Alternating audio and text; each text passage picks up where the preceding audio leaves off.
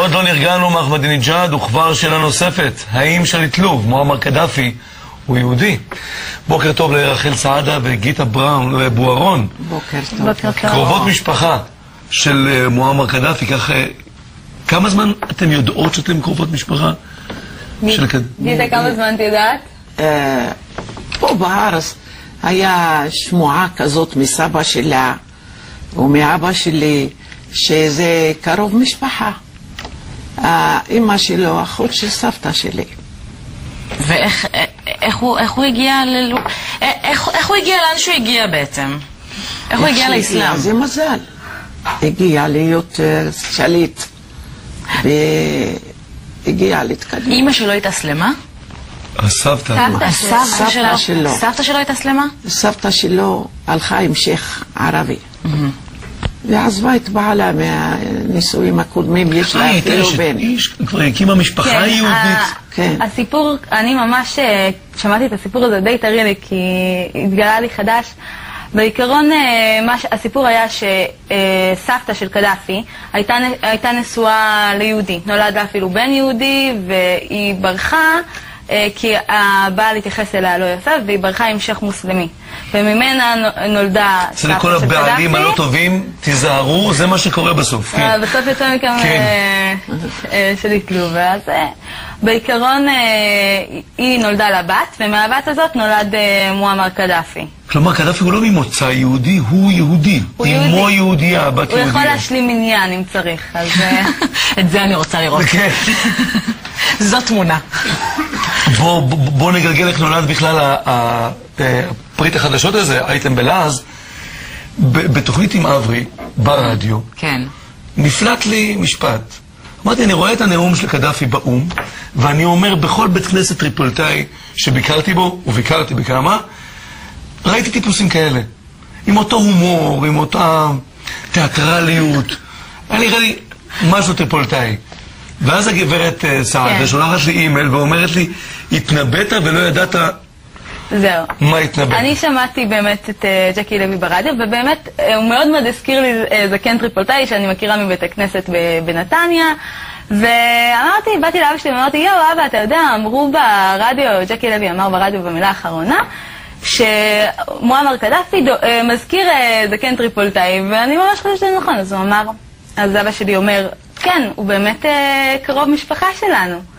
אמרתי לו, מה, באמת? ואז הוא סיפר לי את כל הסיפור, איך הוא בדיוק קרוב משפחה שלנו. איך זה סיפור שלא רץ בארוחות משפחתיות, איך זה יוצא רק עכשיו? טוב, את חושבת שיש לנו רק זה בראש. יש לנו הרבה מחשבות, הרבה מה לחשוב, משפחות, לומדים, ילדים בבית ספר. אבל יש לזה חשיבות ביטחונית ממדרגה ראשונה. מה שגיטה אומרת זה שבסיפור הזה סבוכים עוד הרבה מאוד אנשים מעבר לאייטם. גם אתמול בערב הייתה לנו התלבטות מאוד מאוד גדולה אם להביא את הסיפור הזה. הסיבה שזה לא כזאת גאווה גדולה שמישהי מהמשפחה שלנו בורחת עם מוסלמי ויוצא ממנו עוד כזה מנהיג וזה. זה לא גאווה כזאת גדולה. ובתוך הסיפור הזה יש הרבה בני דודים ויש הרבה אנשים והרבה אנשים סבוכים, ולא כל כך רצינו לצאת עם הסיפור הזה. אני דווקא כן התעקשתי שנצא עם הסיפור, כי אני גיליתי אותו רק עכשיו. ואם אני לא יודעת אותו, גם הרבה בני דודים אחרים לא יודעים. כלומר, מבחינתכם זה לא יש לנו קרוב משפחה מנהיג של אומה גדולה בעולם, אלא יש לנו קרובת משפחה שעשתה מעשה שלא יעשה. באיזשהו מקום, כן. עכשיו, יש עוד סיפורים מעניינים על קדאפי שסבתא שלי סיפרה, כי היה חוויות. נו. אז סבתא שלי מספרת ש... גנבת נעליים לכהנים בבית כנסת. לא, הוא מאוד הם גרו די בשכנות, ערבים ויהודים בלוב, הם גרו פחות או יותר בשכנות, והוא היה מגיע לסבתא שלי ואומר שהוא נתן לדודה שלי גילה לאכול בשר של גמל. עכשיו, סבתא שלי... הייתה ילדה קטנה. סבתא שלי... הוא היה עושה מתיחות? זה היה סוג ההומור שלו? אנחנו לא יודעים, אולי הוא הכיל אותה, אולי לא. בכל מקרה, סבתא שלי... אמרתי לה שזה פסטרמה. סבתא שלי מאוד כעסה וסיפרה לסבא שלי, וסבא שלי לא משאיר אותו חייב, לקח אותו והרביץ לו כמה לטמון. מה שנקרא ילד כפות. ילד כפות. סבא שלך הרביץ לקדאפי. אנחנו רוצים... חבל שהוא לא היה פה, כי אם הוא היה מספר את הסיפור... באמת. אנחנו רוצים לצרף לשיחה את הפרופסור יהודית רונן, חוקרת לענייני לוב מאוניברסיטת בר אילן. בוקר טוב. בוקר טוב. מה הסבירות שמדובר בשמועה ובסיפורים שככה עוברים ומתחילים להתעוות ככל שעוברים הדורות?